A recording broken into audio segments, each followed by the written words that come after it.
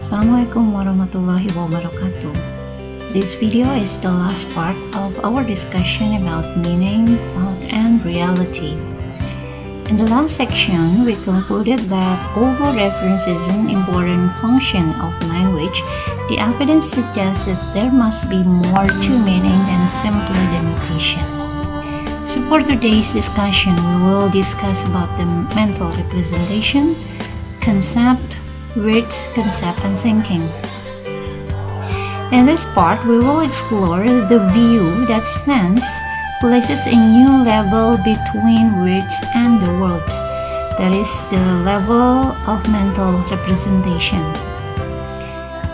So here, a noun is said to gain its ability to denote because it is associated with something in the speaker's or hearer's mind.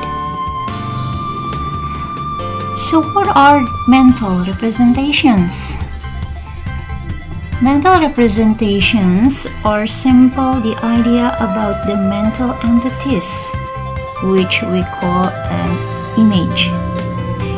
However, it runs into serious problems with common nouns such as car, house, or something like that. This is because the variation of images that each speaker has differently from one speaker to another speaker. So someone's images about a house, for example, will be different from others. So the most usual modification of the image theory is to hypothesize that the sense of some words, while mental, is not visual but a more abstract element. That is a concept. A concept might be able to contain the non-visual features which make a dog, democracy, and so on. We might also feel confident about coming up with a propositional definition of a triangle. So you can call a triangle as something which has three-sided polygon, or you can classify it by its angles or sides. So we have the same concept on something which make it the same. So what form can we assign to concepts? Some concepts are lexicalized. Can be lexicalized by single words, or it can also be described in phrases, such as the example here on the shopping channel. On the shopping channel, I saw a tool for compacting dead leaves into garden statuary. Here we have something which is described here because it hasn't been lexicalized into a single word yet. Or we can also have a sentence like this: we are designing a device for cooking food by microwaves. So we have one word here to describe something, the function. Why are some concepts lexicalized while others are not? So when we think that we can refer to something and it is enough, it will be lexicalized. So if we have already known the function and we have already known what it is for, so that will be lexicalized, and a name for it will be invented and catch on. So if you remember, in the past time, we didn't have a word selfie, but today we recognize the word selfie for our self photographs. So that's a new word, and we name it for the thing like that. So how do children acquire concepts along their linguistic labels? Children acquire concept different from adults. So there are three things that children can acquire the concept. First, by understanding concepts. Here, it refers to something that they know well. For example, when it is said a dog, so for children, it will be referred to their pets, for example. So not to others' dog, because when they say dog, it will refer to their own pets. Or perhaps you can also have it. They can also have overextended concepts, in which when a child called daddy, it will refer to every male adult, so not only to their own fathers. So that there will be different from the adult's word. So the items can be different from the adult's word. When the adults know something, so that must be different from the children in acquiring the concept of something. So concepts can be described by using sets of necessary and sufficient conditions. So actually, there are conditions that can be used to limit the understanding about concepts.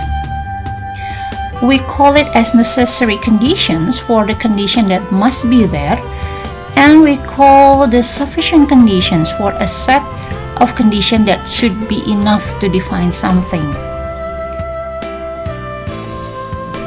So this theory about concept lists a bit of knowledge. For example, if we take an example, this animal, zebra, we might agree on some attributes, that it is an animal, it has 4 legs, it has striped, and it is a herbivore.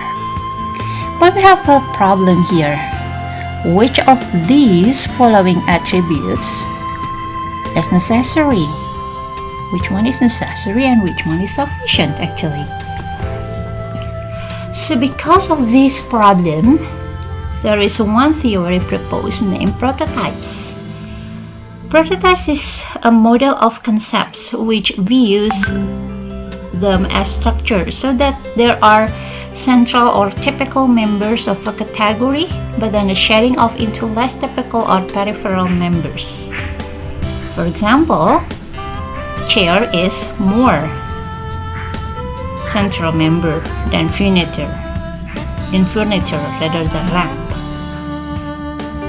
But still, there is another problem.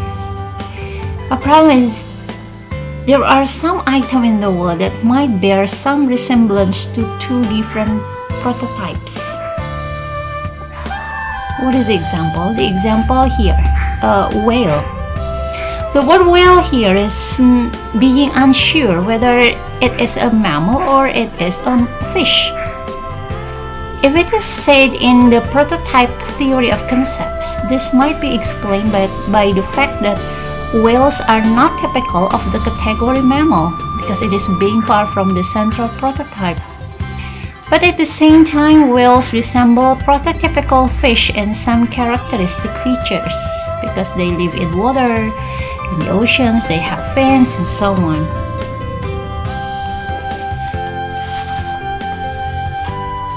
Okay, so there are some interpretations for this about the central prototypes. We'll call it characteristic features. Okay, some researchers have argued about the central prototype that characteristic features are a set of features that we use to compare to the real items. Other researchers propose the exemplars. Those are the categories that is relate it to the actual typical things, and also the frames and idealized cognitive models or ICAMs. These are not scientific theories or logically consistent definitions, but these are collections of cultural views. So these are some interpretations to the central prototypes. So actually, how do we acquire concepts? We have a theory, a simple theory named ostensive definition theory, that defining the examples. So for example, an adult pointing to a dog while walking with a child make him acquire the concept of dog.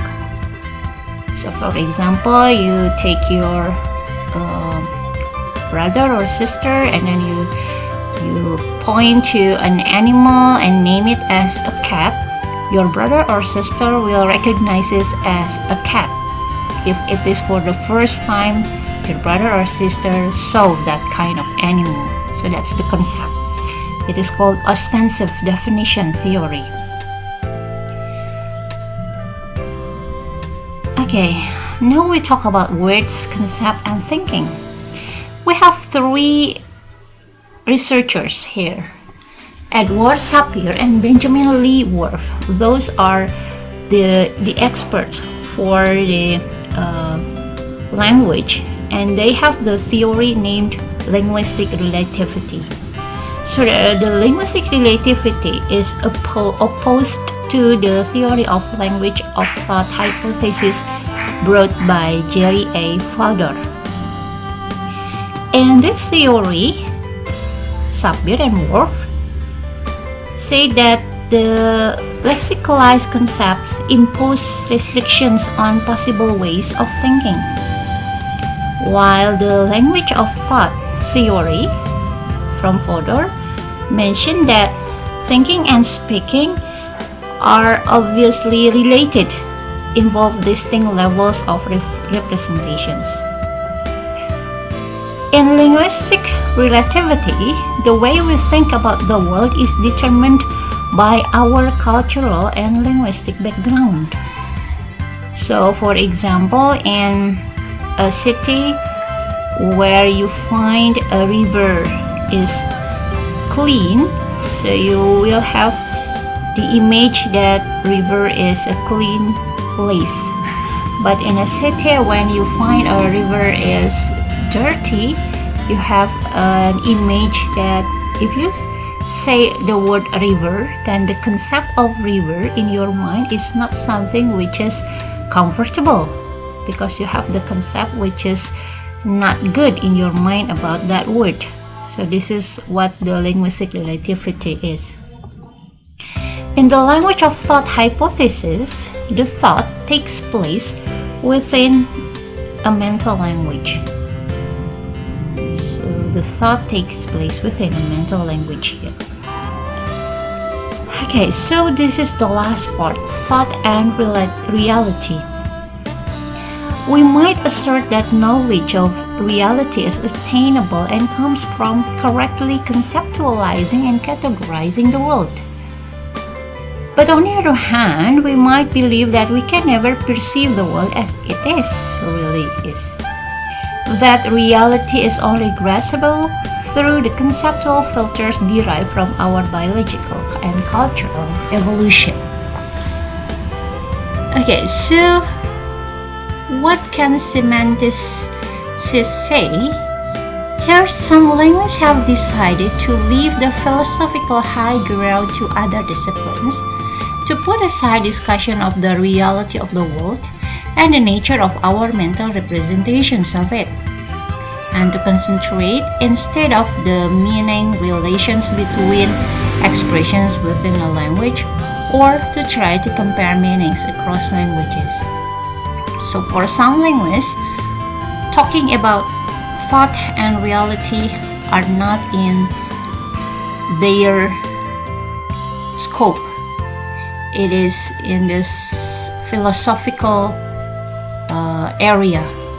So rather than thinking about the relation between thought and reality, they will concentrate more on the meaning relations between expressions in the language, or to compare meaning across languages. So it is purely talking about the language itself. Okay, so that's for today. Thank you very much. Assalamualaikum warahmatullahi wabarakatuh.